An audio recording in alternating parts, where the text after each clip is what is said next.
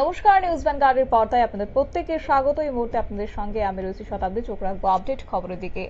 এক বাংলাদেশি নাগরিক সহ 3 ভারতীয় দালালকে আটক করতে সক্ষম হয়েছে একদিকে ধর্মনগর থানার পুলিশ, অন্যদিকে রাগনা বর্ডার আউটপোস্ট সীমান্তরক্ষী বাহিনী। তারা যৌথ অভিযান চালিয়েছে এবং তারপরই বাংলাদেশি সহ 3 ভারতীয় দালাল আটক হয়েছে। বিএসএফ এর 97 নম্বর ব্যাটালিয়ন সহ ধর্মনগর থানার পুলিশ যৌথভাবে ধর্মনগর থানার অধীন ভারত বাংলাদেশ সীমান্ত রাগনা এলাকায় দীর্ঘদিন ধরে স্পেশাল ড্রাইভ সহ পেট্রোলিং চালিয়ে যাচ্ছিল। তারই অঙ্গ হিসেবে এই সাফল্য উঠে আসে। আজ সকাল 7টা নাগাদই রাগনা বিওপির 97 নম্বর ব্যাটালিয়নের জওয়ানরা এক বাংলাদেশি নাগরিক সহ 3 ভারতীয় দালালকে আটক করেছে বলে জানা গেছে। গোটা বিষয়কে কেন্দ্র করে পুলিশের পক্ষ থেকে কি জানানো হয়েছে শুনুন।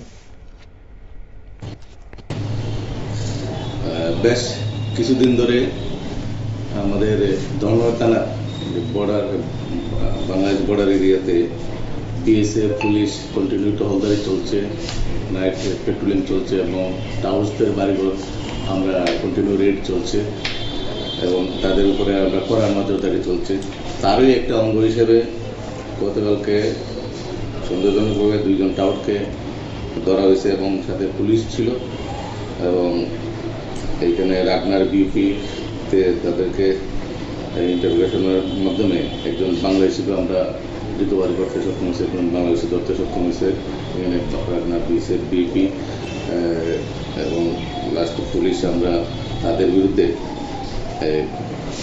আইপিপি অ্যাক্টে এবং বিএনএসএস দ্বারা টোটাল 4 জনের বিরুদ্ধে আমরা মামলা নিছি এবং এই মামলার যাদের বিরুদ্ধে আমরা মামলা নিছি একজন হল হ্যাপি দেব, আলমাস মিয়া এবং অঞ্জনা দাস, কৃষ্ণচন্দ্র দেব। 4 জনের বিরুদ্ধে আমরা মামলা নিয়েছি এবং তাদের কাজকে আমরা কোর্টে পাঠাচ্ছি। 4 জনের মধ্যে কয়জন বাংলাদেশি এবং কয়জন? 4 জনের মধ্যে আমরা এখন পর্যন্ত একজন বাংলাদেশি পাইছি, আর বাকিরা ইন্ডিয়ান টাউস বা হারবার হিসেবে তারা এখানে কাজ। বাংলাদেশি যে ওনার নাম কি? ওর নাম হলো যে হ্যাপি দেব। হ্যাপি দেব। হ্যাপি দেব উনি বাংলাদেশের কোথাকার বাসিন্দা? এটি ইনভেস্টিগেশন সাপোর্টে আমরা জানাচ্ছি। স্যার, ওনাদের সাথে বাংলাদেশে কোনো নথিপত্র পাওয়া গেছে কিংবা অন্য টাকা পয়সা কিছু পাওয়া গেছে ওনার সাথে? আমরা রিকভারি করতে পারছি না। স্যার, বিএসএফ আজকে দিয়েছে আপনাদের কাছে না গতকালকে দিয়েছে? হ্যাঁ, আজকে দিয়েছে আমরা আমাদের কাছে। পুলিশের বক্তব্য আপনারা শুনলেন। অবশ্য ধর্মনগর থানার পুলিশ তাদের বিরুদ্ধে সুনির্দিষ্ট ধারায় মামলা রুজু করে তাদের গ্রেপ্তার করে জেলা আদালতে প্রেরণ করেছে।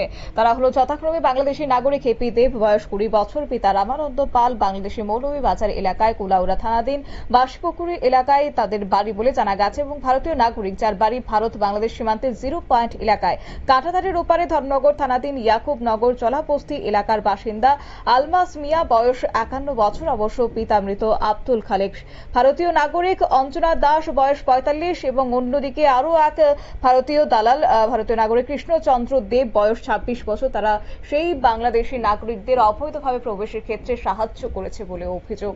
নিয়ে নিচ্ছে ছোট্ট একটি বিজ্ঞাপন বিরতি, সঙ্গে থাকুন।